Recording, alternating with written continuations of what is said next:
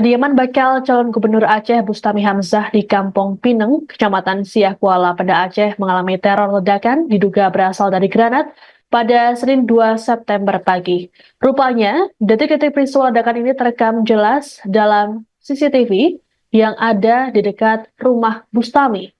Dalam rekaman CCTV tersebut, terlihat ada dua orang yang berboncengan sepeda motor melintasi rumah Bustami. Tepat saat di depan rumah, pembonceng melemparkan sesuatu ke pekarangan. Sayangnya, wajah kedua pelaku tak terlihat jelas, pun sama dengan pelat sepeda motor. Pasalnya, peristiwa terjadi selepas sholat subuh saat hari masih gelap.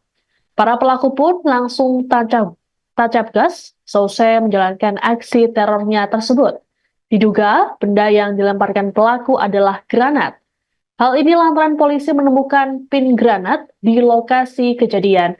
Meski begitu, belum diketahui jenis granat yang digunakan oleh pelaku dalam aksi terornya ini.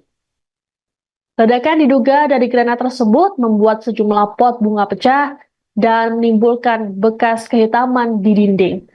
Untuk diketahui, Bustami Hamzah merupakan bakal calon gubernur Aceh yang berpasangan dengan Muhammad Yusuf A. Wahab. Pasangan ini diusung oleh Partai Nasdem, PAN, Golkar, dan dua partai lokal Aceh yakni PAS dan PDA. Sebelumnya, Bustami sempat menjabat sebagai PJ Gubernur Aceh dan Sekda Aceh. Download Tribun X sekarang, menghadirkan lokal menjadi Indonesia.